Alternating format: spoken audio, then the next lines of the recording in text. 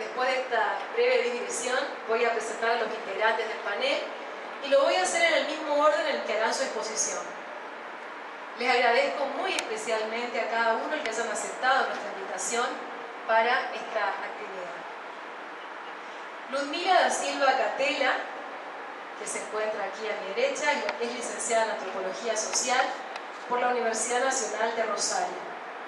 Doctora en Antropología Cultural y Magíster en Sociología por la Universidad Federal de Río de Janeiro y ha realizado un postdoctorado en el Centro de Estudios Avanzados de la Universidad Nacional de Córdoba. Es profesora e investigadora de la Universidad Nacional de Córdoba e investigadora independiente del CONICET en el IDACOR UNC. Por su trabajo de investigación ha recibido importantes premios nacionales e internacionales. Ha participado en diversos equipos de investigación sobre temas de memoria e historia reciente y desde octubre de 2006 se desempeña como directora del Archivo Provincial de la Memoria de Córdoba, cargo al que accedió por concurso en el año 2010. Ha dictado numerosos cursos de posgrado en diversas universidades argentinas y extranjeras y ha realizado una importante labor en la formación de recursos humanos, dirigiendo más de 20 becarios y tesistas de grado y posgrado. Tiene un muy importante número de publicaciones que sería, por supuesto, imposible enumerar aquí. Solo mencionaremos algunos de sus libros, como por ejemplo No habrá flores en la tumba del pasado, la experiencia de reconstrucción del mundo de familiares de desaparecidos, publicado en 2001 con reedición en 2002-2009 y también una versión en portugués. Ha compilado junto a Elizabeth Gelin los archivos de la represión, documentos, memoria y verdad en el año 2002 y junto a Elizabeth Gelin y Mariana Giordano, fotografía, memoria e identidad en el año 2010. Ha realizado el libro con texto de Michael Pollack, Memoria, Olvido, Silencio, la producción social de identidades frente a situaciones límite en el año 2006. Y actualmente se encuentra en prensa una compilación titulada Análisis etnográfico sobre el pasado reciente que realizó en colaboración con Natalia Magrín y Maricel López. Ha publicado también, por supuesto, un gran número de artículos en revistas y capítulos de libros sobre temas de violencia, situaciones límite y memoria. Ignacio Telesca, que se encuentra allá en otra esquina, es licenciado en Estudios Eclesiásticos por la Facultad de Teología de Granada, España, Master of Arts por la Universidad de Oxford, en Inglaterra, doctor en Historia por la Universidad Torcuato Di Tella y postdoctorado en la Universidad de Colonia de Alemania. Actualmente se desempeña como investigador adjunto del CONICET, con sede en el IIGI, y como profesor adjunto en la Cátedra Historia de América Colonial en la Universidad Nacional de Formosa. Ha dictado cursos de grado y posgrado en distintas universidades argentinas y extranjeras. Entre sus publicaciones podemos mencionar los libros Las Ligas Agrarias, publicado en 2014 en Asunción, Paraguay 1813, coordinado junto a Liliana Bresso y Eric Caballero en 2013, Historia del Paraguay de la editorial Taurus en el año 2010, con Silvia Mayo, Negros de la Patria, los afrodescendientes de las luchas por la independencia en el antiguo virreinato del Río de la Plata en 2010, Ligas Agrarias Cristianas 1960-1980, Orígenes del Movimiento Campesino Paraguay en el año 2004. Entre, por supuesto, una larga lista de libros, capítulos, artículos y ponencias. María Gabriela Barrio, que está al lado de Ludmila, es magíster en Políticas Sociales y licenciada en Trabajo Social por la Universidad Nacional de Misiones. Actualmente es docente universitaria en las cátedras Introducción a las Ciencias Sociales y Sociología de nuestra universidad. Tiene experiencias en proyectos de investigación aplicada y en proyectos de gestión e intervención comunitaria. En el ámbito de la investigación académica fue becaria del CONICET e integró varios equipos de investigación vinculados con el tema de los derechos humanos y la memoria. Desde el año 2000, como integrante de la agrupación Hijos, se abocó a investigaciones relacionadas con las historias de vida de los desaparecidos del Chaco y a los temas vinculados con la última dictadura militar. Coordinó el Registro Único de la Verdad, de la Comisión Provincial por la Memoria desde su constitución hasta septiembre de 2009. Ha coordinado además programas culturales para escuelas primarias y estuvo a cargo de la dirección del Museo del Hombre Chaqueño entre 2008 y 2012. Actualmente está a cargo de la coordinación del programa Puesta en Valor del Patrimonio del Instituto de Cultura del Chaco. Y Juan Carlos Fernández es ingeniero en sistemas por la Universidad Tecnológica Nacional de Resistencia y docente universitario en las cátedras Complejidad y Técnicas de Diseño de Algoritmos y Gestión de Datos en la Universidad Tecnológica Nacional y en la Universidad Nacional del Chaco, Australia. Desde el 2002, como pasante de la empresa Nextmark, no sé cómo se llama, de Alemania, trabajó en el diseño de estructuras de bases de datos complejas, optimización de procesos a través de la automatización de transferencias FTP, programación de interfaces y métodos de selección, diseño y desarrollo de sistemas de administración de cuentas basados en MS Access. De 2004 a 2008 integró en distintas etapas el equipo de desarrollo del proyecto Gestión de la Historia Clínica Única Automatizada en establecimientos de salud pública de la provincia del Chaco, y a partir del 2008 integró el Registro Único de la Verdad de la Comisión Provincial por la Memoria del Chaco como responsable del desarrollo de sistemas y bases de datos del mismo. Está a cargo de la coordinación del Registro Único desde octubre de 2009 y continúa. En representación de la agrupación Hijos, fue presidente de la Comisión Provincial por la Memoria durante el periodo 2012-2013. En esta oportunidad, Ludmila da Silva Catela hará su presentación titulada Calidoscopios de Memorias, política pública de memorias en torno al pasado reciente en Argentina. Luego, Ignacio Telesca se referirá a la historia reciente en Paraguay, el caso de las ligas agrarias, y por último, Gabriela Barrios y Juan Carlos Fernández expondrán sobre la construcción del fondo documental con el desarrollo de un sistema de base de datos específico para el Registro Único de la Verdad del Chaco. Ahora sí los dejo con los panelistas. Para mí es un placer estar en Chaco. Creo que quienes vivimos en el interior nos debemos mayores intercambios porque, bueno, la verdad que tenemos muy poco diálogo, Córdoba, Chaco, Formosa, y creo que las experiencias locales son mucho más ricas de lo que todos nosotros creemos y apostamos. Así que realmente agradezco mucho por estar aquí. Bueno, yo voy a leer el trabajo sobre las políticas públicas. En realidad este trabajo tiene como tres momentos. Un primer recorrido sobre la concepción de memoria, un poco para dialogar con los historiadores, porque esa tensión de historia de memoria siempre está presente. Una segunda parte donde hago un recorrido histórico por las diferentes etapas por las que se construyó la memoria en Argentina. Y por último, muy brevemente contar la experiencia del Archivo Provincial de la Memoria en Córdoba, que es donde trabajamos con Diego Navarro. Bueno, como un álbum de familia y ciertos objetos que heredamos de nuestros antepasados, la memoria carga con la identidad y los recuerdos, los olvidos y los silencios. Todos sabemos que los álbumes de familia registran los buenos momentos, se ocultan las peleas, los silencios y tabúes familiares, así como las disputas que mayoritariamente pasan al olvido. Los hechos cotidianos, banales, que no merecen ser registrados y preservados, pareciera que no dejan huellas.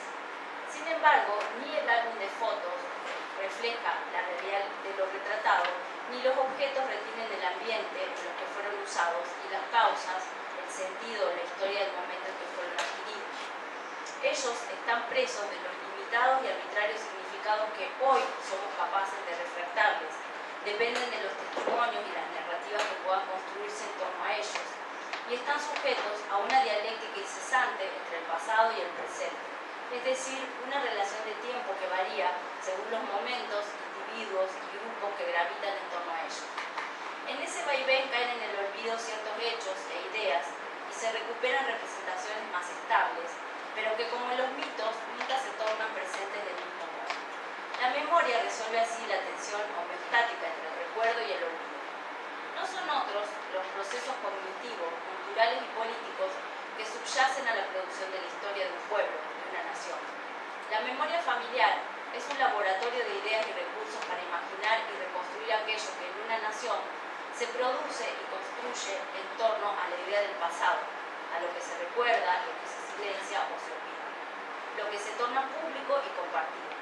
Producto de la interacción y la construcción entre la subjetividad de los individuos y las normas colectivas, sociales, políticas, religiosas y jurídicas, el trabajo de la memoria, y por lo tanto el uso del pasado, fabrica las identidades e identificaciones sociales, enunciando tantos lazos de pertenencia como relaciones de diferenciación, tanto cohesión como conflicto. Esto porque en los procesos de construcción de memoria, pero también de la historia, hay parte de los actores en diversos escenarios, cuyas luchas son por intentar imponer una y su versión del pasado como hegemónica, legítima, oficial, normal, verdadera, o parte del sentido común aceptado por todos. Y esto es y será siempre cuestionado y contestado por otros. Esto arrastra consecuencias para el análisis. Primero, será necesario partir de una noción en plural, las memorias, para poder abordar los procesos ligados a construcciones en escenarios políticos donde se desatan las luchas sobre los sentidos del pasado. Segundo, abordar el tema desde una perspectiva histórica, es decir, en un devenir que implica cambios y elaboraciones en los sentidos que los individuos y los grupos específicos dan a esos pasados en conflicto. Tercero, considerar las memorias no solo como fuentes históricas, sino como fenómenos históricos, a partir de los cuales podemos reconstruir la génesis social del recuerdo como problema y no solamente como dato factual. Cuarto, reconocer que el pasado es una construcción cultural siempre delimitada, representada y manipulada desde el presente. En este sentido me pregunto de qué manera en Argentina se han logrado revertir las representaciones dominantes sobre el Estado como un espacio de represión, luego de la última dictadura que dejó, todos sabemos, un saldo de 30.000 desaparecidos, 500 niños apropiados, más de 500 centros clandestinos de detención, miles de presos políticos y exiliados, para pasar a ser el ejecutor de políticas públicas y un referente de memoria colectiva dominante sobre el pasado reciente. Para poder comprender este pasaje, es necesario decir que desde el retorno de la democracia en 1983, todos los gobiernos enfrentaron el dilema de cómo implementar políticas públicas sobre qué recordar y qué olvidar respecto del terrorismo de Estado. Argentina ha pasado en estos más de 35 años por todas las fases de sociedades que enfrentan abusos a los derechos humanos: verdad y responsabilidad, justicia e impunidad, amnistía y purificación ritual, y memoria y reconstrucción e institucionalización del pasado. Estas fases pueden ser rastreadas a lo largo de la historia reciente y focalizadas en los vaivenes no siempre tranquilos por los que han atravesado las políticas públicas. Entonces, la primera etapa, obviamente, en los años 70, donde la dictadura, la desaparición, se opuso a esa acción, el reclamo de los familiares. Todos sabemos que el 24 de marzo del 76, luego de varios años de represión y enfrentamientos entre las Fuerzas Armadas, los grupos nacionalistas de derecha, principalmente la AAA, y los grupos guerrilleros, sumado al desmantelamiento de los sindicatos y organizaciones de base, devino el golpe de Estado que, apoyado por gran parte de la población y las élites económicas y políticas, fue denominado por los militares Proceso de Reorganización Nacional, categoría que hemos desechado por la del terrorismo de Estado. A partir de ese día y de manera sistemática se sucedieron velozmente en todo el territorio nacional detenciones, secuestros, se violentaron hogares y se decretaron diversas medidas que cercenaron las libertades de circulación y manifestación pública. Lo interesante es que este es como el relato madre que todos compartimos. Sin embargo, cuando uno comienza a trabajar con las memorias locales y con las historias locales, vemos que esto comienza a desarmarse, que el 24 de marzo de 1976 no es el inicio del terrorismo de Estado, sino que localmente eso va a variar. En Córdoba fue en 1974, en Jujuy también, Chaco seguramente tiene otra temporalidad para pensar el pasado reciente. En respuesta a esta represión intensa y generalizada, a un año de iniciado el golpe militar, madres, padres, hermanos y esposas de secuestrados, abogados y algunos religiosos comenzaron a reunirse, a solidarizarse frente al dolor, frente a la inexplicable situación de que sus seres queridos no están ni vivos ni muertos, como dijo Videla.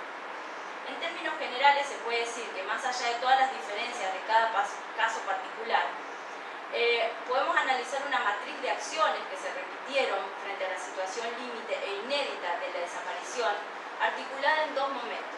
Uno de desintegración y desagregación de los entornos cotidianos a partir del secuestro o el asesinato del familiar, y otro de reacción y de creación de referencias culturales esenciales y estrategias políticas eficaces, tiempo que llamo de reconstrucción del mundo. Esa matriz en Argentina se expresa de manera marcante en la acción colectiva de marchas y protestas, constituyendo un campo particular de hacer política, iniciado durante los años de la dictadura y todavía eficazmente utilizado. Hago un apelo también a un análisis del pasado reciente, no solo basado en los documentos, sino en otro tipo de soporte, como son las fotografías y las marcas territoriales que quedan expresadas en el territorio urbano. En ese espacio y momento de reacción y creación de referencias comunes, primaron los lazos primordiales como eje de la unión y la solidaridad. Nacieron así las organizaciones de derechos humanos que en su nominación marcan los lazos de sangre, o sea, la sangre, como principal eje de unión y de legitimidad. Madres de Plaza de Mayo, abuelas de Plaza de Mayo, familiares y posteriormente hijos y hermanos. La sangre era el elemento de cohesión, que era un elemento que culturalmente todos reconocemos como tal, llevamos la sangre de nuestra familia. Distanciaba a sus acciones de lo que tradicionalmente se consideraba la política y provocaba a las Fuerzas Armadas, cristianas y defensoras de la familia en el centro de sus discursos. Junto a la organización de estos espacios de acción, estas mujeres y hombres, frente a la imposibilidad de que se ejecute la justicia, fueron creando poderosos símbolos, hasta ahí pueden pasar la otra imagen, y rituales, así como marcas materiales de la memoria como modos de denuncia y de visibilidad. Esta etapa entonces se caracterizó por la creación de nuevas identidades plasmadas en los nombres inventados para visibilizarse, en rituales como las rondas y en una memoria corporal, acompañada de símbolos como el pañuelo. Ahí después. Es una etapa de memorias públicas portadas sobre el cuerpo de las madres. Pasando a los años 80, titulé De la búsqueda de la verdad a la impunidad. Con el retorno de la democracia, la preocupación que movilizaba a los distintos actores era fundamentalmente la búsqueda de la verdad. La pregunta central era ¿qué había pasado con los desaparecidos? Sumado a la necesidad de juicio a los culpables. En la Argentina de la transición, las políticas de Estado sobre el pasado debieron responder a la demanda por encarar los crímenes de la dictadura por vía investigativa y judicial. Así, como todos sabemos, en 1983, después de la frustrada y fracasada Guerra de Malvinas, se dio una fuerte institucionalización por parte del Estado para lograr sancionar a los culpables y buscar la verdad de lo ocurrido durante la dictadura militar, con la CONADEP en el 83 y con el juicio a las juntas en el 85. Sin embargo, la compensación moral de ver a las cúpulas militares presas y al resto de los militares con procesos judiciales duró muy poco. El 5 de diciembre del 86, Alfonsín leía en cadena nacional, sin un solo fusil, solo con la fuerza moral de nuestros principios y la legitimidad popular que nos daban los argentinos, pusimos en marcha la acción de la justicia. Todos estuvieron al servicio de este gran esfuerzo personal. Me consta que las Fuerzas Armadas han aportado y están aportando su propia cuota de sacrificio. Pero aún nos falta concluir lo que podríamos llamar la reunión de los argentinos. Un país que encara toda esta etapa de renovación y de transformación precisa a las Fuerzas Armadas plenamente integrada a esta marcha al Estado. Nacía así la Ley de Punto Final en el 86, que fue seguida de la Ley de Obediencia Debida en el 87, ambas conocidas como Leyes del Perdón, donde el foco estuvo puesto por primera vez en la idea de la reconciliación, que va a ser retomada en la década del 90 y que hoy por hoy, si uno lee atentamente las cartas de lectores y las editoriales de La Nación, también vuelve a aparecer la noción de reconciliación como la posibilidad de que avancemos hacia el futuro. Durante toda la década del 80 entonces y buena parte de los años 90, las memorias de los familiares y víctimas de la represión oscilaron entre la toma de la palabra y el silencio estratégico. Primero encontraron un marco de escucha en los juicios por crímenes de lesa humanidad y en parte de la sociedad que decía comenzar a comprender lo sucedido y se preguntaba cómo había sido posible.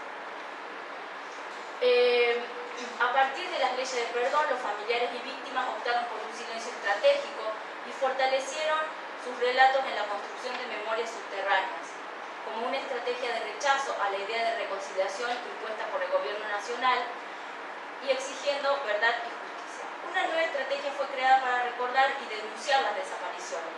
De repente, en un diario de circulación nacional, comenzaron a salir estos recordatorios de los desaparecidos. Estos soportes de memoria crearon un espacio efímero, pero muy eficaz para la denuncia en el momento de mayor desolación frente a las políticas de impunidad emanadas desde el Estado. Y son sin duda un buen recurso para la historia también, porque uno puede reconstruir la génesis a partir del contenido de cada uno, de cómo fue cambiando lo que los familiares intentan transmitir a la sociedad a partir de estos pequeños soportes. De esta manera, esta etapa osciló entre el ritual jurídico, la fuerza de la consigna nunca más, para pasar rápidamente a las leyes de impunidad y el apelo a la reconciliación. Las memorias colectivas pasaron a expresarse en este tipo de soportes en los diarios. En la década del 90, un nuevo ciclo de lucha por las memorias. En 1999 nació la organización HIJOS, que acá tenemos los integrantes locales, por 3, ¿verdad? Bueno, en el 96 se hicieron, es verdad, en el 95 se reunieron por primera vez, ahí discuten si fue en La Plata, en Córdoba, para que vean que el conflicto de memoria es siempre terrible. Córdoba. No fue en Córdoba. Que fue algo así como un huracán en la construcción y visibilidad de las memorias de la represión. Una nueva generación aparecía en escena renovando prácticas y sobre todo preguntas en relación a sus padres desaparecidos. Esta generación entró en el problema por la puerta de la identidad.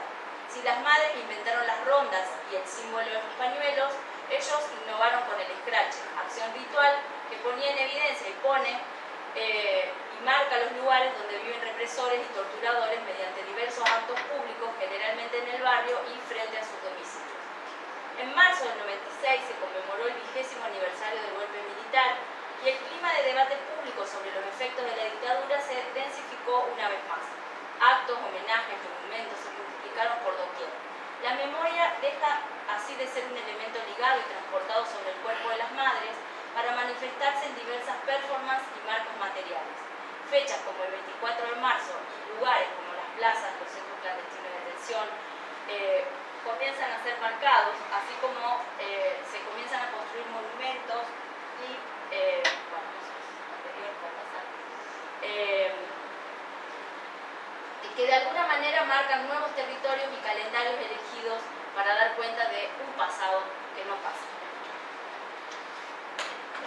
Por otro lado, se inician en diversos lugares, como en Córdoba y en La Plata, esa es posterior,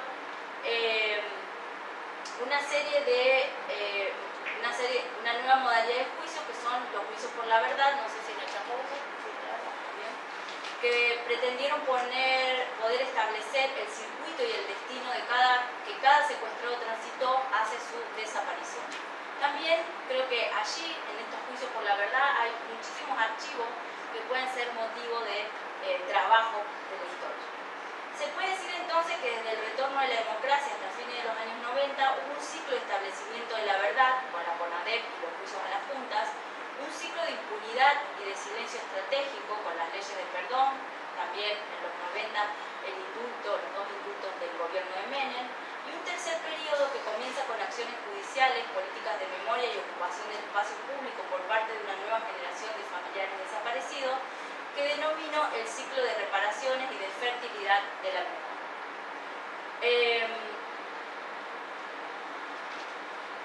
De alguna manera fueron pequeñas marcas de la memoria surgidas de grupos de amigos o de militancia, y sobre todo creo que a partir de mediados de la década del 90 hay muchísimo rescate de las memorias locales, ¿sí? O sea, cada universidad, cada fábrica, cada pueblito comienza como a recuperar lo que pasó en su propio barrio, en su propia institución, que hasta ese momento no se había dado de esta forma, ¿no?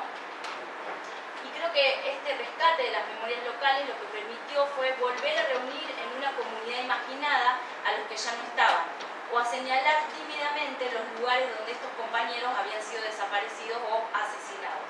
También lo que me parece muy importante de este periodo es que aparecen en escena también los compañeros compañeros sobrevivientes de los centros clandestinos de detención, que habían estado muy silenciados, un poco también por cómo se construyó la memoria pública en Argentina, basada más en los lazos sanguíneos que en la militancia, y me parece que a partir del 96 son ellos los que toman un poco la posta y los que producen una serie de señalizaciones y de rescate de las luchas locales que son muy importantes desde mi punto de vista. Debo ya no tener más tiempo, ¿no? Bueno, en el cambio de siglo, a partir del año 2000, todos sabemos, un año de crisis política y económica, hubo diversos conflictos sociopolíticos con la salida del presidente de la Rúa, y en menos de un mes Argentina fue gobernada por 5 presidentes diferentes. Creo que ya nos olvidamos de eso. Las fechas del 19 y del 20 de diciembre fueron un quiebre en la historia del país, y en relación al tema de la construcción de memorias de la represión, se generó un fenómeno interesante. Las mismas fueron reactualizadas en relación a las muertes que se dieron en la Plaza de Mayo durante estos días, donde una centena de jóvenes fueron asesinados por las fuerzas policiales mientras manifestaban contra la política del momento. Entonces, bueno, esas imágenes tienen que ver con la Plaza de Mayo, ¿no? Y cómo la silueta, el perfil de la silueta que se usó a inicios de la democracia para reconocer a los desaparecidos se vuelve a reutilizar de otra manera por las muertes del 2001.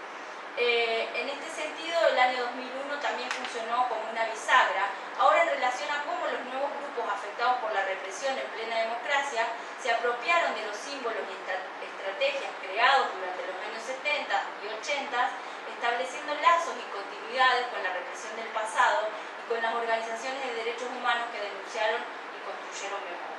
Así, otras madres usaron pañuelos, otros grupos convocaron a las madres para defenderse, y nuevas marcas que señalaban muertes de jóvenes manifestantes se sumaron a los pañuelos estampados en el piso de la Plaza de Mayo. En relación al gobierno nacional y provincial, durante estos años comenzaron a nacer diálogos y propuestas conjuntas, y se creó el Museo de la Memoria en Rosario, y en La Plata por primera vez se creó a nivel nacional la Comisión Provincial por la Memoria, que luego fue replicada en todas las provincias a partir del 2003.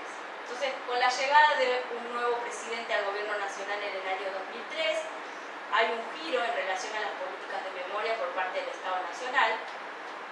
Uno de los elementos más significativos para mí en este periodo es la propia figura del presidente Kirchner, que imprimió un nuevo tono a las políticas públicas de derechos humanos, porque cuando él hablaba de la memoria de la dictadura, a pesar de haber sido muy criticado porque nunca se supo muy bien cuál fue su posición en ese momento, de todas maneras a mí como etnógrafa no juzgo ni tengo una posición ética ni moral al respecto, pero sí lo que me interesa es que él se posicionó como un agente comprometido con ese pasado, y sobre todo porque usó la noción de generación como un lugar de memoria, al decir de Pierre Nora, utilizando su experiencia y pertenencia identitaria a un grupo político particular que era el Partido Justicialista, el peronismo, como elemento de compromiso y solidaridad con el pueblo.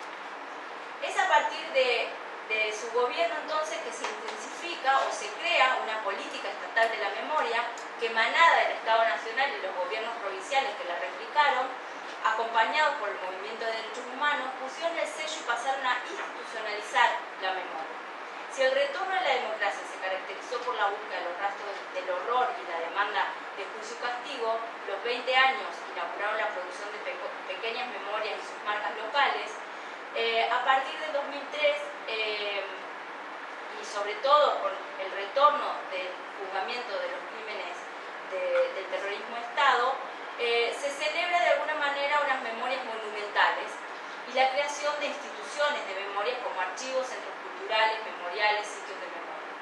Así, las memorias que durante mucho tiempo fueron subterráneas pasaron a ser oficiales, y si no nos gusta esta palabra, reconocidas y tomadas como ejes de políticas públicas. Y hay 5 elementos que me gustaría resaltar que caracterizan esta nueva política de Estado. Una es la creación de un feriado nacional, que fue el 24 de marzo, como el Día de la Memoria, la Verdad y la Justicia, que de alguna manera impone en el calendario de la nación lo que debe ser recordado. O sea, es una fecha que es como la del 9 de julio, el 25 de mayo. El segundo es la institucionalización de dicha fecha en el calendario escolar, ¿sí? Para que, lo cual no solo está en el calendario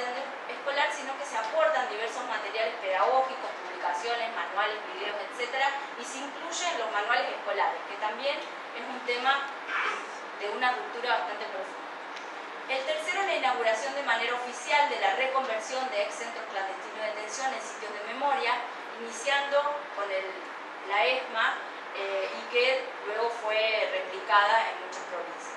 También la creación del Archivo Nacional de la Memoria, institución que se replicó como modelo en otros archivos provinciales de la memoria, y la creación de secretarías de derechos humanos en muchas provincias donde estas no existían. Y todo esto acompañado y legitimado por presupuestos nacionales y provinciales que de alguna manera deberían garantizar todas estas políticas. Eso lo podemos discutir profundamente, porque que los presupuestos existan no significa que se ejecuten. Esta política de estatización de la memoria tiene una clara ambición fundacional, al mejor estilo de invención de una nueva tradición, y de esta forma los interlocutores para las señalizaciones y la confección de cómo deben ser las instituciones de memoria recientemente creadas no fueron solo los organismos de derechos humanos, sino también ocuparon ese rol las comisiones provinciales de la memoria y también funcionarios públicos, ¿no? Y también actores que veníamos del mundo universitario. Así la memoria de los familiares, compañeros de desaparecidos y todos aquellos que compartían esta memoria colectiva pasaron por primera vez a compartir con el Estado una memoria dominante y a plasmar otro carácter a las políticas públicas, generando nuevos sentidos y prácticas más inclusivas y valoradas socialmente. Finalmente, me gustaría unir algunos puntos de esta exposición a partir de lo que hacemos en el Archivo Provincial de la Memoria. Voy a ser muy breve. El Archivo Provincial de la Memoria y el sitio de memoria ex-D2 fueron creados por la Ley 9286, votada por unanimidad por los legisladores en el 2006. Y se constituyeron estas dos instituciones con la Comisión Provincial de la Memoria, que está representada por los organismos de derechos humanos de Córdoba, la universidad y el Poder Legislativo, Judicial y Ejecutivo. El archivo hoy un espacio donde, ahí ustedes están viendo la foto, esa es la fachada del sitio de memoria, donde de alguna manera lo que intentamos es ampliar las fronteras de esta noción de memoria. La ley delimita el periodo 1976-1983, pero quienes llevamos adelante este espacio consideramos que comprender el proceso político en la provincia de Córdoba implica, entre otras cuestiones, retrotraerse por lo menos hasta la Revolución Libertadora, o sea, el derrocamiento de Perón. De la misma forma, consideramos que los relatos presentes en este centro clandestino de detención no pueden estar solo en las voces de los expresos políticos o de los familiares de desaparecidos, sino también de los presos comunes, los homosexuales, las prostitutas y las minorías étnicas como los gitanos, que fueron focos de la represión de la policía de la provincia de Córdoba durante la década del 70. Y que nos parece que es fundamental poder incluir a todas estas víctimas, porque también el terrorismo de Estado tuvo no solo el foco de la persecución política, sino de todo aquello que se desviaba de la norma, por así decirlo. Y creo que es fundamental poder discutir eso para poder comprender el presente también y cómo eso repercute en las continuidades de la institución represiva del Estado, por así decirlo. Sin embargo, creo que nada se hace sin conflictos, y así que menos que afirmar la memoria, en el sitio pretendemos la confrontación constante con el pasado y las memorias que surgen de su interpretación. Creo que ahí es la gran dificultad que todos tenemos en los sitios de memoria, ¿no? La generación de preguntas que pueden surgir tanto de la lectura de un libro presente en la biblioteca de libros prohibidos que tenemos en el archivo provincial. Bueno, esa es una sala de scratch, o sea, nosotros también intentamos traer las luchas sociales a la discusión museográfica. Bueno, esa es la sala donde está el vidas para ser contadas. ¿Sí? Esta es la biblioteca de libros prohibidos. Entonces, como decía, la generación de preguntas pueden surgir de la lectura de un libro, de un niño de 6 años que pregunta cómo se prohibían libros. Para ellos es insólito que eso haya sucedido. De las señalizaciones dispersas por el lugar que evitan vías cerradas y un relato único y controlado, o de la sala de vidas para ser contada, donde álbumes de fotos de desaparecidos y asesinados acercan al visitante a los detalles más cotidianos de la vida de estos seres humanos.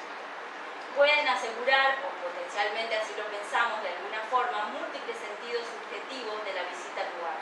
Más que una historia, o una identidad cristalizada y paralizada, proponemos un calidoscopio de memorias que cada uno puede formar sobre una base común de acuerdo a los sentimientos, las posturas políticas, las creencias y los saberes previos por los que se accede a este lugar. Pero también asumimos que por más reflexión que imprimamos a nuestras prácticas cotidianas, al producir políticas públicas inevitablemente imponemos memorias e identidades. Ejercemos poder e imponemos narrativas sobre el pasado y sobre quienes visitan el lugar.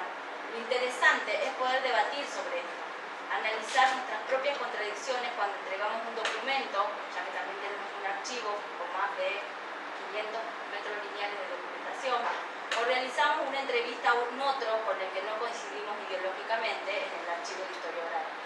Asumir que imponemos relatos que dejan de ser memoria para incorporarse al estatus de la historia, que lo que queda registrado en un archivo de historia oral pasa a tener, o lo que está registrado en un documento, un valor de verdad que muchas veces no controlamos.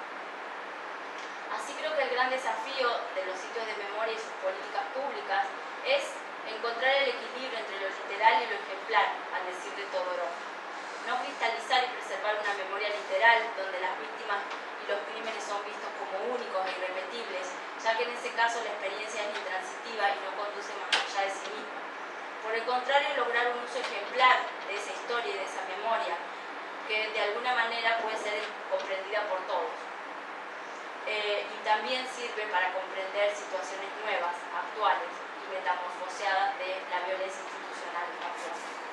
Por otro lado, en términos más políticos, el desafío es no tornarse brazos burocráticos del Estado, sino más bien instituciones que no pierden su autonomía, que militen críticamente, que puedan discutir y oponerse a la indiferencia con la cual se gestan muchas políticas públicas. Un equilibrio entre lo público sin desatender los afectos y el cuidado del otro. Espacios, prácticas y políticas que no pierdan de vista la humanidad y corran el riesgo de transformarse en productores de indiferencia, como muchas veces pasa con las políticas que se generan desde el Estado. Buenas noches para todas y para todos. Es un honor estar acá compartiendo con ustedes este tema. Y ciertamente después de estos testimonios como los que acabamos de ver es muy difícil hablar de estos temas, ¿no? Es decir, a mí todavía es cuestión de terapia, ¿no? Pero temas de dictadura y temas de Malvinas me es casi imposible de abordar. Estos temas me resultan muy complicados de abordar y para mi suerte, como me dedico a Paraguay, ciertamente me afecta muchísimo menos.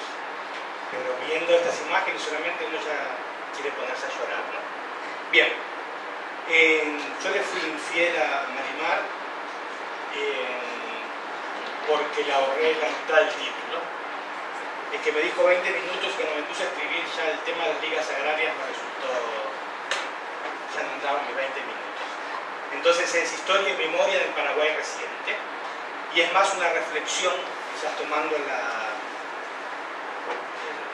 pañuelo que nos lanzó Ludmila con respecto a los historiadores y la memoria, entonces a reflexionar sobre ese tema. Y voy a leer para no perder más tiempo.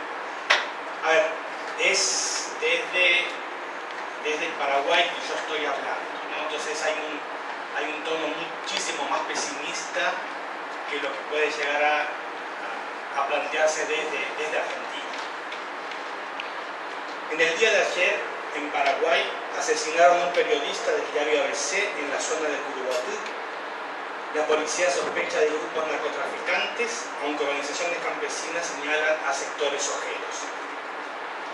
En el mismo día, ayer, ironías del destino, se celebraban los 150 años de la primera transmisión telegráfica en el Paraguay. En el acto de celebración, el titular de la Compañía Paraguaya de Comunicaciones, Copaco, Rogelio Benítez, alabó el gobierno de Alfredo Stroessner. Benítez, exministro del Interior durante el gobierno de Nicanor Hortefrutos y ex senador de la República, es también sobrino de Agustín Boiburú, médico paraguayo desaparecido en Paraná en 1977 dentro del operativo Contra. Por lo tanto, reflexionar sobre historia y la memoria del Paraguay es una tarea urgente. El término memoria ha adquirido tantos significados y contenidos que me parece importante comenzar explicitando qué yo entiendo por tal categoría y cómo la he de utilizar. Por un lado entiendo por memoria un objeto de estudio de las ciencias humanas y sociales, y que no puede ser sino interdisciplinario. No es patrimonio de historiadores, ni mucho menos. Es más, en muchas ocasiones la historia se presenta, utilizando la vieja taxonomía, como una ciencia auxiliar, ancilar. Estudiar cómo una memoria se construye, se transforma, se transmite, se materializa, puede o no ser objeto de la persona dedicada a la historia. Y quien dice memoria dice también olvido y silencio. Una obra como el Martín Fierro o la canción Patria Querida en Paraguay pueden convertirse en lugares de memoria en el sentido que Pierre Morales da el término, para cuyo estudio no siempre es imprescindible la pluma del historiador. En este sentido, distinguir memoria e historia es más que pertinente. Sin embargo, en nuestro contexto, en la región del Cono Sur, hablar de memoria y memoria reciente posee una carga muy específica. Nos estamos refiriendo casi inexorablemente a los tiempos de las dictaduras. Estamos nombrando sin nombrarlos a los Videla, Stroessner o Pinochet. Acá es donde historia y memoria se confunden, se mezclan, se juxtaponen. No es que no se pueda realizar un estudio a lo Pierre Morat sobre el pasado reciente, pero intuyo que los museos de la memoria y las políticas de memoria se relacionan más con el referente del Holocausto que con la propuesta del historiador francés. Y ciertamente no es lo mismo un lugar de memoria que establecer un lugar como espacio de memoria. En todo caso, se podría estudiar en qué medida la memoria colectiva de la sociedad en cuestión varió o se afianzó tras la instalación de un museo de memoria, pero ese es otro tema. Sin embargo, ¿por qué hablar de memoria y no de historia? ¿Por qué el tema de la violación sistemática de los derechos humanos no forma parte de los museos históricos tradicionales? ¿Por qué la necesidad de hablar de memoria como algo distintivo? Se puede traer a colación varias respuestas. Yo propongo que no hay una disyuntiva entre ambos conceptos, sino que existe un añadido. Creo que no solo se trata de conocer la historia, los sucesos, sino que lo vivido fue un tiempo tan fuerte para la sociedad que además de conocer hay que hacer memoria. No es un periodo más del saber o del conocimiento histórico, sino que es un momento en que la sociedad toda se vio afectada en su misma concepción. Se dio un corte, una cisura donde ya nada puede ser lo mismo o no tendría que ser lo mismo. No se trata entonces solo de conocer la historia, esto se da por supuesto. El hacer memoria le añade un plus que nos avisa que además de conocer, tenemos que prestar una atención especial, puesto que ocurrió algo que nos afectó en nuestra intimidad como sociedad. Ahora bien, sabemos que no hay una historia única ni verdadera, sino historias, en plural, que varían en sus interpretaciones sobre los mismos hechos. Un ejemplo muy gráfico, igual de indignante, es la justificación dada por Goyi Stroessner, nieto del dictador, senador de la República y candidato del gobierno de Cartes a ser embajador ante la ONU del Paraguay. La justificación dada por Goyi Stroessner, nieto del dictador, a la represión y tortura bajo el gobierno de su abuelo. Sin dejar de reconocer su existencia, la justifica en el contexto de la Guerra Fría. No tenía otra alternativa, afirma Stroessner nieto. Si esto ocurre con la historia, la existencia de historias en plural, ocurre lo mismo con la memoria. Tenemos que hablar también en plural y referirnos a las memorias. No nos estamos refiriendo acá a las memorias individuales, sean de las víctimas, los victimarios, los indiferentes, lo cual es obvio que es plural. Si por memoria tenemos un concepto similar al de Pierre Morat, que comentábamos previamente, o una idea de memoria más cercana a la historia, entonces habría que plantear que también existen memorias. Sin embargo, si mantenemos la hipótesis que memoria ha de entenderse como un plus, como un añadido a la historia, pues entonces creo que la debemos mantener en singular, puesto que la lucha será darle o no darle dicho plus a la historia. Y es acá donde aparece la relación pasado, memoria, presente, futuro, con el cuestionamiento sobre el por qué vamos a añadirlo ese plus. En otras palabras, ¿en qué sentido la sociedad se vio afectada en su ser? Imposible dar una respuesta a esta cuestión que no parta de una postura ética. Es decir, preguntarse por los valores fundamentales al ser humano, a la sociedad humana, que se vieron rotos y violados, en el caso paraguayo, durante el periodo 1954-1989, o desde 1940 si se quiere, que hacen que a dicho periodo le añadamos un plus de memoria a un tiempo específico de la historia del Paraguay. ¿Por qué? Podemos hablar de una violación sistemática de los derechos humanos, de una negación del otro al punto de hacerlo desaparecer. No solo entonces se trata de conocer los detalles del horror, sobre los victimarios, las técnicas de tortura, los lugares de reclusión, los nombres y las voces de las víctimas, sus memorias. Se trata también de descalzarse, como en el caso de Moisés, lo que se está pisando tierra sagrada. Podremos comprender el por qué se llegó a esto, el por qué la sociedad lo permitió, comprender mi lugar en dicho andamiaje, dar razón de lo ocurrido, pero hay un momento y un espacio para la sorpresa indignada. Pero dicho esto, reitero, esta reacción no parte del hecho en sí, no es una cualidad de la realidad la que genera dicha sorpresa. Es una persona, un colectivo con una ética determinada, con valores precisos que se dejan afectar por la realidad de dicha manera. Es decir, la dictadura de Stroessner podrá mantener ese plus de memoria tanto y en cuanto la ética de los derechos humanos esté presente entre nosotros. Si no son hoy los derechos humanos en su amplia comprensión, derechos a la vida digna, a la salud, a la tierra, a la educación, lo que movilice nuestras vidas, será imposible que visitemos en Asunción la técnica con un interés diferente con el que visitemos la Casa de la Independencia. Si en la educación solo se enseña lo ocurrido durante el estronismo sin partir de la realidad de hoy, de la violación de muchos derechos humanos, pues no será diferente enseñar la guerra contra la Triple Alianza.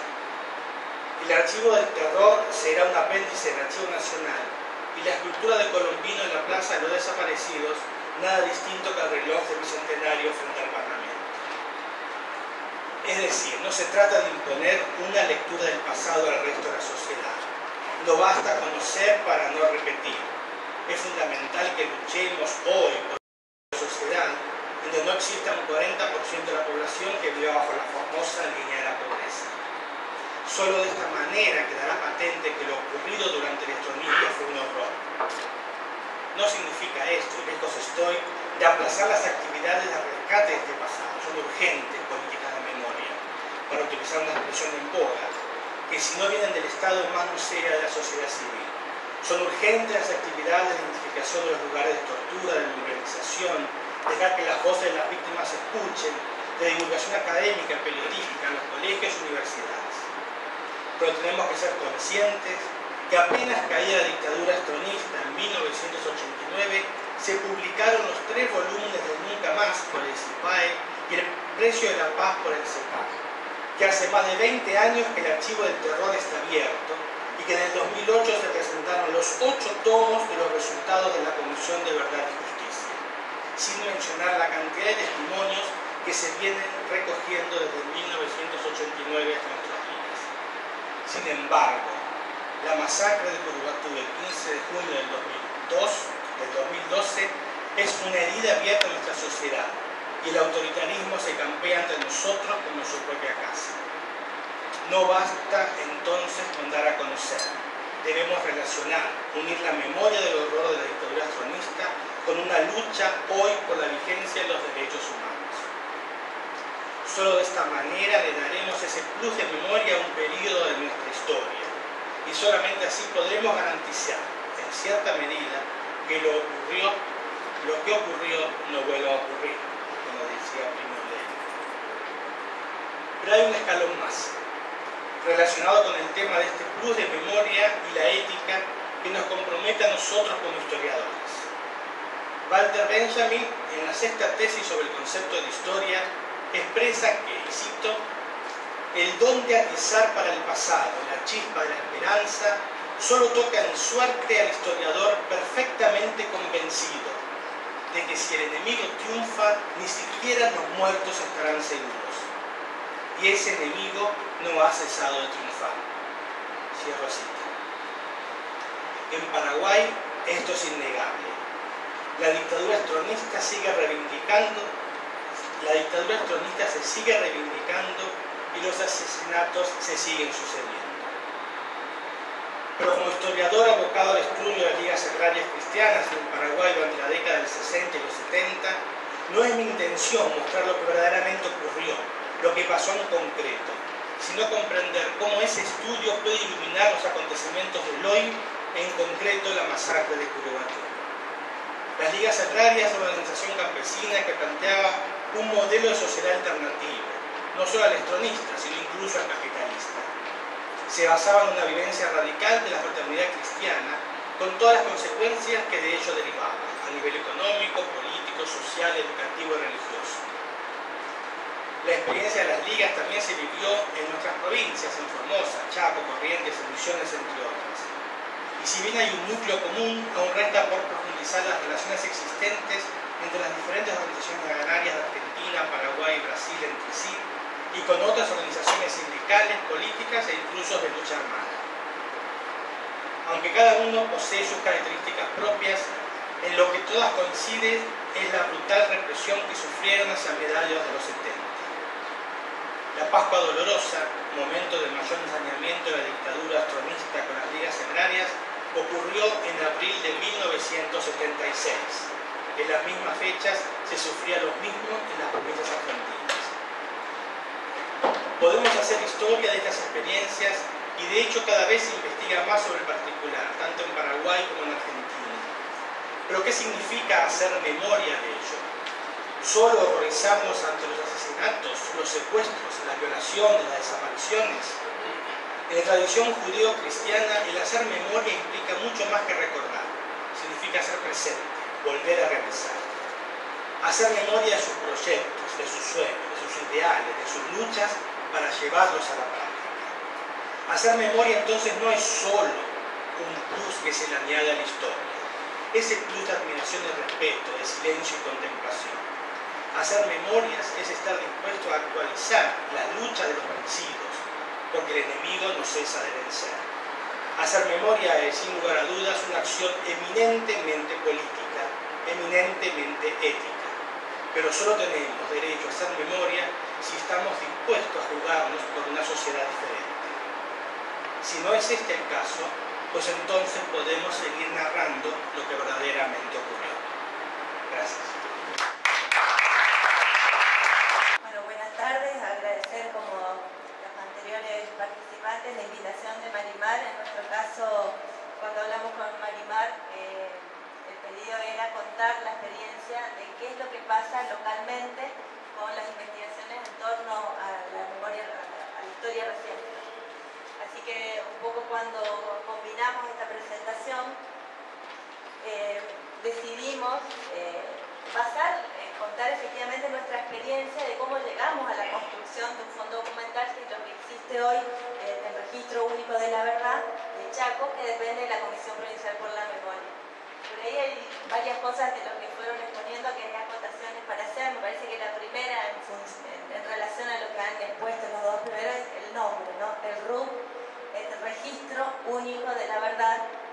No es que pensemos que hay una verdad única, es el nombre que la ley estableció en su momento, y el debate político en el año 2005, que fue cuando tuvimos nosotros la ley del Registro Único de la Verdad y la creación de la Comisión Provincial por la Memoria, permitió, y de alguna manera tenía que ver con algunos modelos en otros lugares como Córdoba es el archivo de la memoria, que también tuvo su debate, ¿no? Porque si se podía archivar o no la memoria, o cómo venía este vínculo entre las palabras. En nuestro caso pensamos y hemos trabajado que reconstruimos memorias, no pensamos que hay una única verdad en la documentación, inclusive que relevamos, que registramos, que recopilamos, tiene que ver con una organización que le da, que es el que la ordena, ¿no? Eso sería lo primero.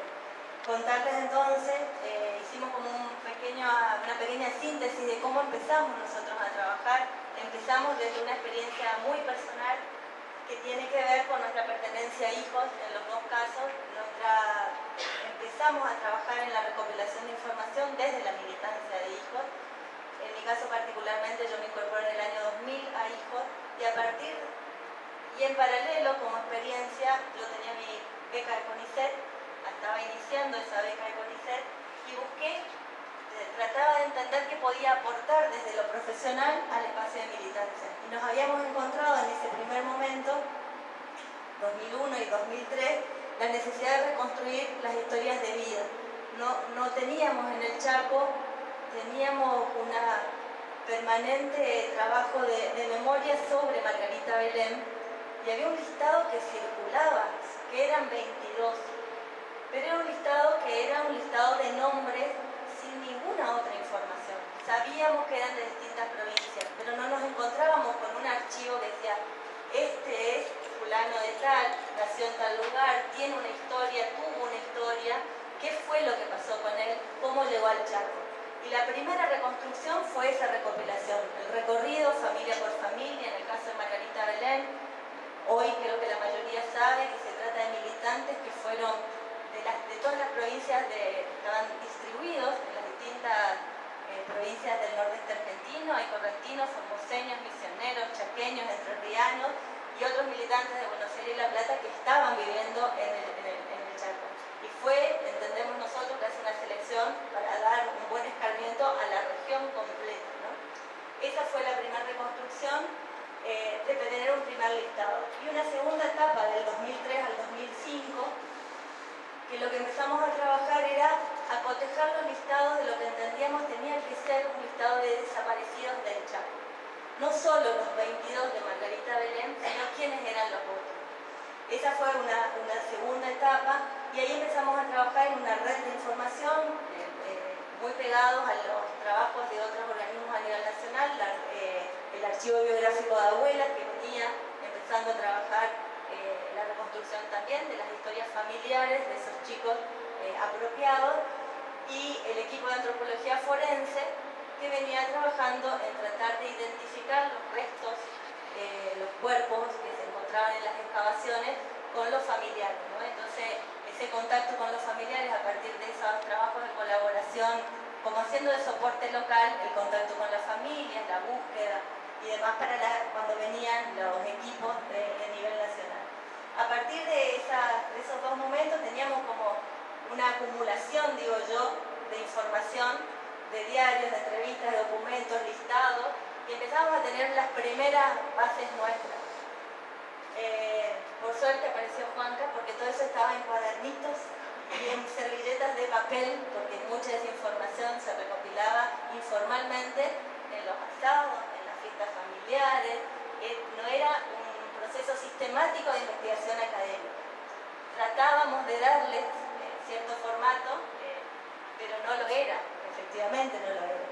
A partir de julio del 2005 se crea la Comisión Provincial por la Memoria y en el 2006 los organismos de esta región empezamos a tratar de trabajar de manera articulada conformando la Coordinadora Regional de Derechos Humanos.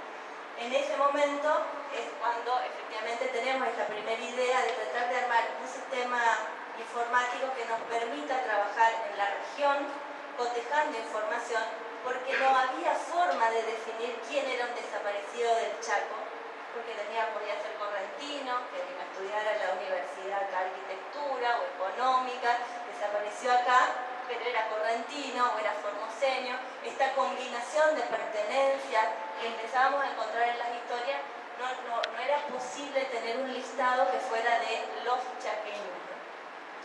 Y a partir de marzo del 2008, como una tercera etapa, es donde efectivamente comienza, si bien la ley fue en el 2005, nosotros como organizaciones de derechos humanos no lográbamos que la ley se cumpla, y recién va a ser en marzo del 2008 cuando se consigue dar inicio al funcionamiento con una serie de personas que pudieran trabajar diariamente. Antes era el trabajo que se hacía voluntariamente en un espacio, ¿no? Y a partir de ahí sí comienza a organizarse el Registro Único de la Verdad como institución, y empezamos a tratar de trabajar más sistemáticamente, y allí empieza el desarrollo de un sistema informático efectivamente que pudiera organizar esta información y permitir distintas modalidades de trabajo, ¿no? Ahora iba a pasar alguna foto un poco rápidamente, que era el material que teníamos inicialmente, muchos recortes de diario. Esto era Margarita, perdón, pasó no tan rápido. Un poco las historias de vida de Margarita Belén.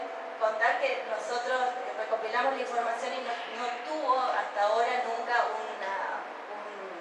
una publicación académica, sino que lo que tenía que ver era con marcar los espacios. La marcación del monumento de Margarita Belén tenía un monumento importante, pero tampoco había una lista de nombres, ni sus imágenes, ni su fotografía, ni nadie sabía en cada recordatorio quiénes eran. Y esa era como un poco nuestra idea de producir información. Después que fue Margarita Belén, como les contaba, era reconstruir la lista efectivamente de los chaqueños, y entonces comenzamos con ligas agrarias, que son algunas de fotos de las entrevistas efectivamente con familiares de las personas desaparecidos, militantes de las ligas agrarias. Ahí sí es para pensar qué es lo que nos encontrábamos con fotografías que la familia tenía guardada en su momento, y la forma de llegar a esa información era simplemente volver a sacar fotos de la fotografía y tratar de trabajarla digitalmente de manera posterior.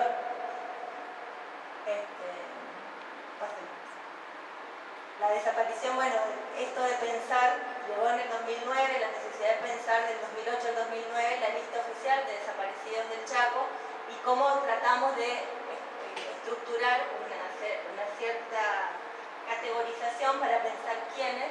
Los nacidos en Chaco eran como lo obvio, pero entre todos esa lista que teníamos también había militantes chaqueños que habían desaparecido en otro lado. Habían nacido en el Chaco, pero no desaparecieron acá. Su historia y su militancia de ese otro lugar, personas que habiendo nacido en Las Palmas, en su juventud se fueron a trabajar con un reino bonaerense, y su militancia es de Buenos Aires, son recordados ahí, y no tanto en el Chaco, pero son chaqueños. Desaparecidos en Chaco que no habían nacido en el Chaco, pero la militancia, sobre todo en los grupos universitarios, tenía que ver con que vinieron el Chaco a estudiar la universidad, su militancia de este lugar. Algunos desaparecieron acá y otros en otros lugares, y en otros casos ni nacieron ni desaparecieron en el Chaco, pero nacieron en Santiago, a los 2 años vinieron a vivir al interior del Chaco, fueron a estudiar a Córdoba y terminan militando y desapareciendo quizá en Córdoba, pero su familia sigue estando acá, y efectivamente su primera crianza fue acá. Entonces tratamos de combinar un montón de criterios para llegar a una lista oficial que sigue estando en construcción, porque se siguen identificando casos nuevos, para poder tener un recordatorio que no sea solo de aquellos más conocidos, sino efectivamente que todas las familias sientan que son recordados sus familiares. Otra etapa que fue con efectivamente la posibilidad de contar con el Registro Único de la Verdad, fue la posibilidad de acceder a legajos institucionales. 2 principales, del gobierno de la provincia. Logramos acceder a los legajos laborales de quienes habían trabajado en maestros, médicos, abogados que trabajaron como en la administración pública, y de allí, algunas de las cuestiones para reconstruir esas vidas, digamos, ¿no? Y también, por otro lado, la siguiente tiene que ver con los legajos universitarios. En el año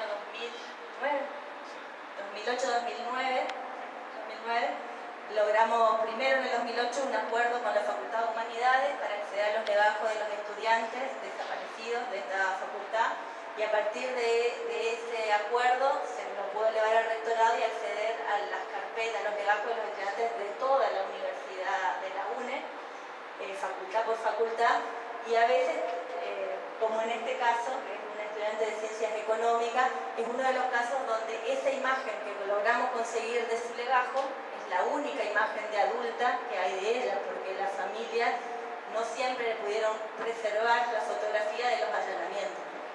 Y en este caso en particular, la siguiente, un poco también la elegimos, es la restitución del cuerpo de Lucía Gladys Gómez, formoseña, que que también unos años después, en colaboración del trabajo del EAF, pudieron identificar su cuerpo desaparecida en Santa Fe y poder restituir a la familia el cuerpo, su imagen y la historia que pudimos reconstruir de cuando la familia dejó de tener contacto con ella, ¿no? Un poco para, insisto, ver el uso de la información que tenemos quizás es diferente, no solamente, sino la reconstrucción de la historia reciente. Y un poco lo que tiene hoy este fondo documental, información sobre desaparecidos, organizaciones políticas, también debe tener la información sobre represores y lugares de represión, la dictadura en el Chaco y las políticas de gobierno en particular. Y la información la usamos y la obtenemos también, que es otra cuestión que marcó cómo organizar el sistema informático en manos de Juan Carlos, que es la información de y para las causas judiciales. Una necesidad de generar un sistema que pudiera nutrirse y sacar productos, de alguna manera, resultados de manera activa permanentemente. Entonces, muchas veces una causa judicial necesita datos puros, cuándo cayó, cuándo fue asesinado, en qué lugar, un circuito de detención. Y a nosotros nos interesa, por otro lado, eso también para reconstruir la historia de vida. Entonces, esos cruces, había como mucha demanda de poder tener un sistema que nos dé el gusto y que pueda servirnos como una herramienta ágil de articular la información que estaba, ya digo, en cuadernito y en la memoria de los que veníamos haciendo ese trabajo, ¿no? Poder sacarla de nuestra experiencia personal y que sea un fondo documental. Lo arduo que fue el trabajo, que sigue siendo de reconstruir la memoria, de reconstruir la historia reciente. La verdad que digo arduo, lo digo bien, dificultoso, es un trabajo, un camino de hormiga que hay que ir haciendo.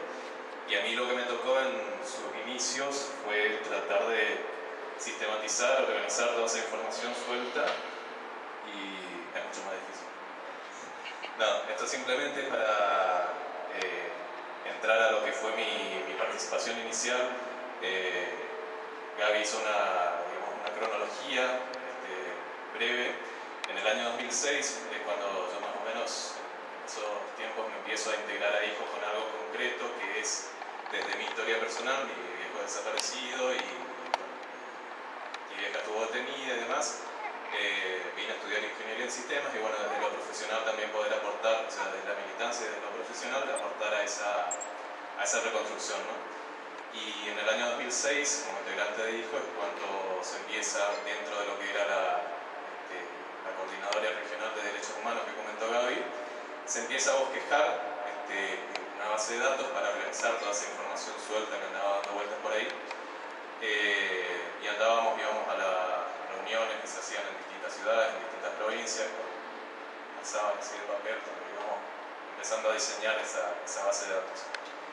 Lamentablemente esa coordinadora no tuvo continuidad en el tiempo, pero quedó ese primer bosquejo al que le pudimos empezar a dar una forma más concreta a partir del año 2008, como comentó Gaby, cuando empezó efectivamente a funcionar el Registro Único de la Verdad, ¿sí? Acá simplemente pongo la ley 5.582, la ley provincial que crea la Comisión Provincial por la Memoria y también el Registro Único de la Verdad, para el cual pone este objetivo, ¿sí? En el artículo 7, implementar una base de datos unificada que reúne información sobre la verdad del acontecido en la provincia, en los casos de personas que han sido víctimas de desapariciones forzadas, muertes, sustracción de menores, etc. La información del mencionado registro será pública y de acceso gratuito, con las, por ahí a veces reservas fundadas que pueda plantear alguien, ¿no? Bien, ¿cómo implementamos esa base de datos unificada que reúna toda esa información? La idea es que si alguien quiere tener una referencia de lo que fue el terrorismo de Estado en la provincia, ¿sí? Pueda recurrir al Registro Único de la Verdad, nosotros le podamos dar esa información, ¿no? Así que bien, así sintéticamente ese cuadrito lo que muestra es algo de lo que ya comentó Gaby, las 4 áreas principales en las que vivimos el funcionamiento del RUC: el área de investigación general, el apoyo a las causas judiciales, un área de identidad donde se atienden casos de posibles apropiaciones de menores por desaparición de sus padres por razones políticas, y bueno, un área de sistemas informáticos que actualmente maneja otra persona, pero es donde yo empecé a trabajar concretamente.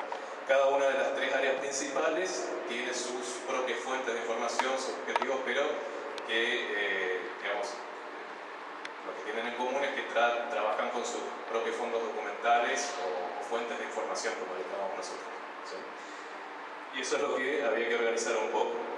Entonces, resumidamente, el sistema informático del RUP, la parte de investigación, ¿sí?, trata de obtener la sistematización de todo ese fondo documental, donde nos encontramos con todo eso que fue mencionando Gabriela, datos sueltos en papel, ¿sí?, en servilletas, planillas de cálculo, cuadernitos. O sea, las planillas de cálculo al inicio era lo más sistematizado o informatizado que teníamos. Registros audiovisuales, escritos de entrevistas, algunos detenidos al principio, después de que salieron de la cárcel, empezaron a hacer grabaciones de sus propios compañeros contando un poco la historia, o hay algunas grabaciones audiovisuales también, o esos escritos con testimonios o entrevistas que se empezaban a hacer al comienzo, como bien mencionaba, fotografías, textos, cartas recopilados en esas visitas o esos trabajos de investigación, ese caminito de hormiga que se iban haciendo, trabajos laborales, estudiantiles, de la CONADEP también. Ahí pudimos, uno de los principales lugares de referencia, y con quien trabajamos actualmente, el Archivo Nacional de la Memoria, que posee el Fondo Documental CONADEP. Seguimos articulando siempre para justamente hacer ese intercambio de informaciones de ida y vuelta, para mantenernos actualizados. Expedientes judiciales y policiales a los que pudimos acceder, diarios, revistas de la época, también para tener el marco histórico, el contexto histórico, ¿no?, social, y otros, como por ejemplo el registro audiovisual de lo que fue el juicio por la masacre de Margarita Benet, de la cual el RUP tiene la guarda de todo ese material.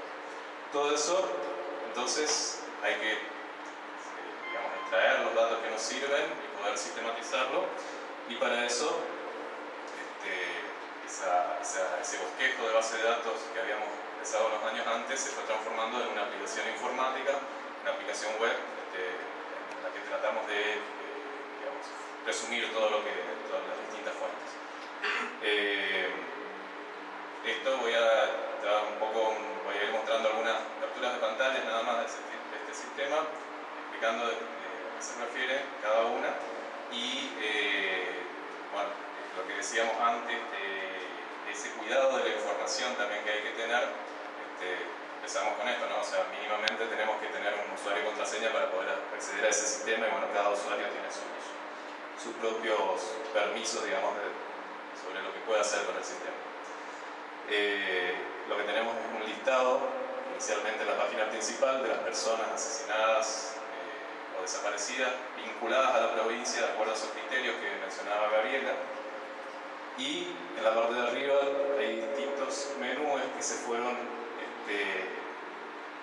bueno, no se va a ver, sobre todo atrás no se va a ver bien, quedaron bien chicas las letras, pero bueno, las distintas fuentes de información a las que podemos ir accediendo. Eso es un listado, por ejemplo, de fuentes de información. Tuvimos que tipificar las fuentes, porque por ahí no es lo mismo un expediente judicial que una entrevista hecha por integrantes del RUP, ¿sí? Esas fuentes de información a la vez, cuando hablaban, me